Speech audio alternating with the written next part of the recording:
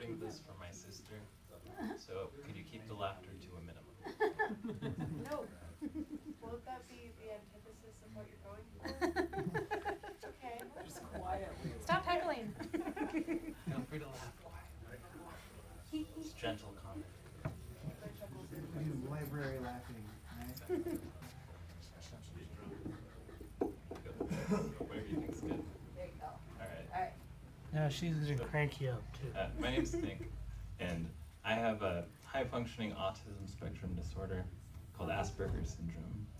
And what that means is people on the internet don't believe me until I tell them I'm an asshole. It also means if you give me a Rubik's Cube or any sort of puzzle or game, I won't say thank you.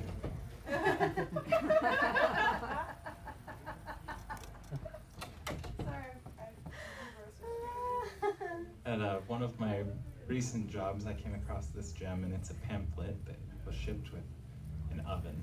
And it says, "Do your part, protect against range tipping." That's not a phrase you hear too often, but what they're concerned with as the child climbs into the oven is that the oven would fall on the child. That's the concern.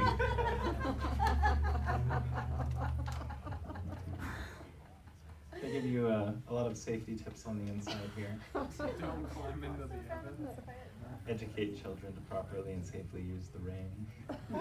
Provide tip protection, make sure the proper anti-tip device is installed. Contact the range manufacturer, application dealer, or an authorized service agent for information assistance. You need to be authorized to help against this.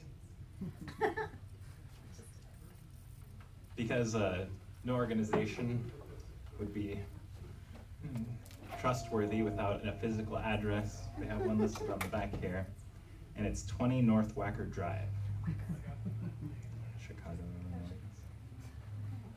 Felt I'd share that with you to begin tonight. I accidentally quit smoking one winter because it was too cold to go outside. Now I vape.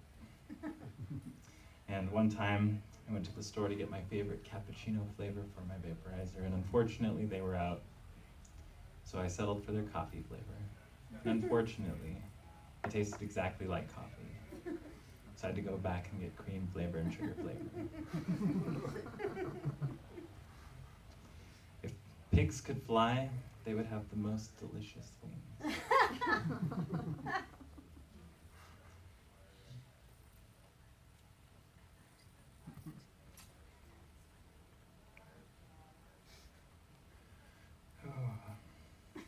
In what way is being struck by lightning not a natural cause of death? 100% of unexpected deaths could be prevented by expecting death. While I'm on a morbid streak, if you took every elephant in the world and you stacked them end to end into space, they would all die. Fact. I was eating at a sushi place down the street here the other day, and we were sat rather near the window, and I heard somebody driving very loudly outside in a way that I could only describe as interpretive driving. I interpreted that as, "Don't look at my penis. It's very small." But that's not entirely fair. Maybe his hybrid was out of gas. But in all honesty, he was probably late for church. Or angry about education in general. Or LGBTQ rights. Or existence. I'm a person who likes to ask unusual questions. For example, a woman behind the counter at a gas station had a cast on her arm, and the person in front of me was a person who asked usual questions. And they asked her, "Did you break your arm?"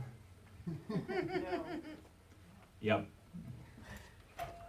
I come up to the counter and I'm like, "Wow, what was your favorite part of the surgery?" And Another example of this would be a time when my sister and her ex-boyfriend went on separate trips to Europe. She went to visit my family, and he went to Europe for the hell of it mostly. So I asked my sister when she got back, I was like, out of all the people you met on your trip, who was the least interesting? And after she told me about my family, I asked her ex-boyfriend, of all the food you ate on your trip, what was right in the middle? Like on a scale from 1 to 10, it was a solid 5. No more, no less. And he told me, probably kebab. We don't have a lot of kebab in the United States, so I'd like to explain to you. It's a fast food chain of sorts where they have a giant piece of lamb on a spit that roasts slowly, and they shave it off onto a plate full of lettuce. And they serve that with your choice of ketchup or ranch. Because America's influence has reached out into the world and ruined everything. What I'd like to do is open a store at every international airport in the country called America Bob to bring it to a little closer to home. And what I do, instead of shaved lamb, which is delicious by the way, I'd use roast beef because this is America.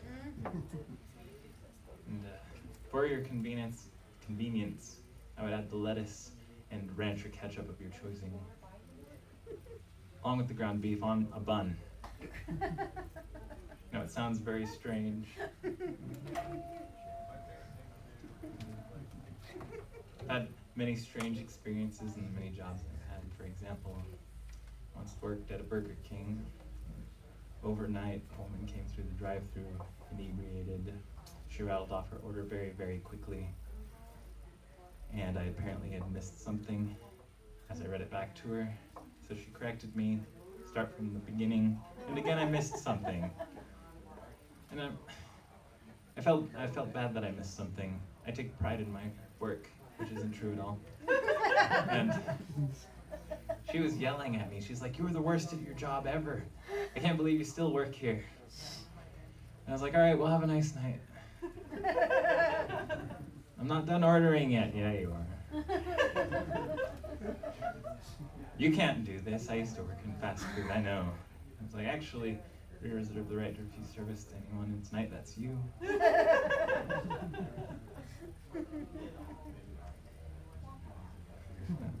Historical fiction is my favorite form of history. It's history if it were interesting. For example, I know how they invented the ice cream cone. Some people were hanging out and they were drunk or high probably, eating ice cream out of a bowl or a cup, what have you. They didn't have the ice cream cone yet. One guy says to the other, "Ice cream is so good it would be good on anything." Anything? Like what?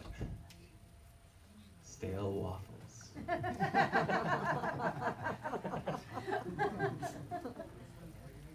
I had a job one time where I worked at a game store and I covered for my boss one night, and on very windy nights the door would shake so violently that the lock would come undone.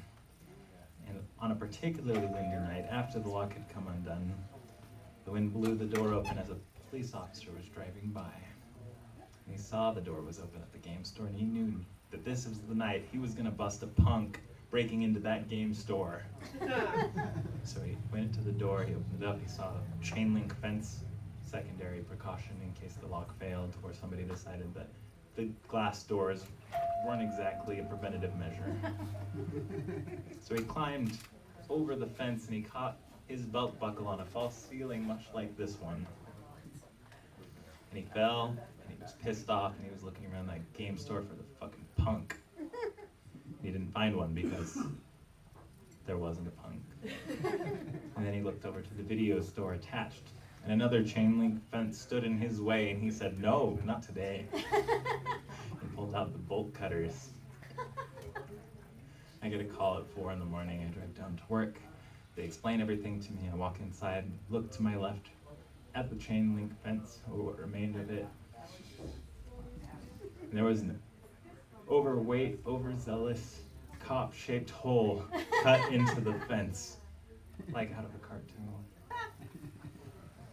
I went to Safeway to find an apology card to give to my boss, but they don't make a card for this particular occasion.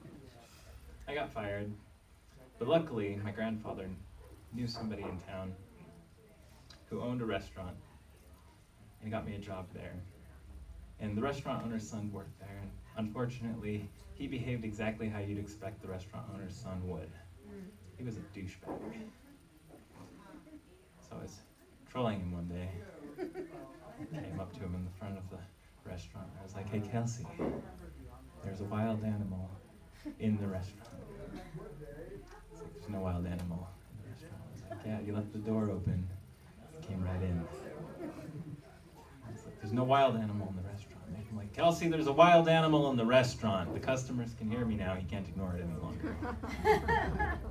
So I take him into the kitchen and point under the sink, and he's like, "There's nothing there." I keep pointing, and he looks, and he's like, "You mean the slug, Nick?" I was like, "Have you ever seen a tame slug?" Couldn't hurt anyone if it tried. What if it snuck up on you while you were sleeping?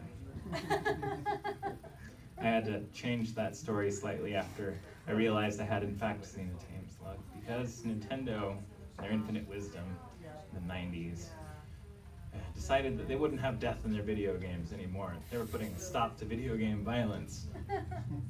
There was still violence, but things didn't die. Instead, you'd see things like Pokemon who fainted instead of died. Or in Earthbound,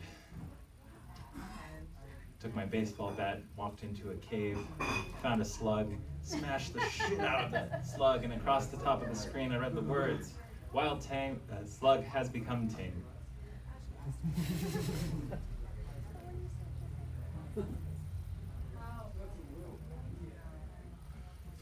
One Halloween I dressed up as a Jehovah's Witness.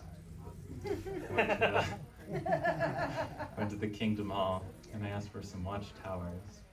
And the reason for this was I did not have an outfit planned, but there was a free tournament I could enter down at the game store, and I was all about that. So I walked into the game store and I said to the owner, "Have you heard the good news about Jesus?" He's like, "Get out." I was like, "No, I'm here for the tournament. This is just..." I have a slight problem with that. Have you heard the good news about Jesus? Nothing that happened 2,000 years ago is news. You missed the boat, fella.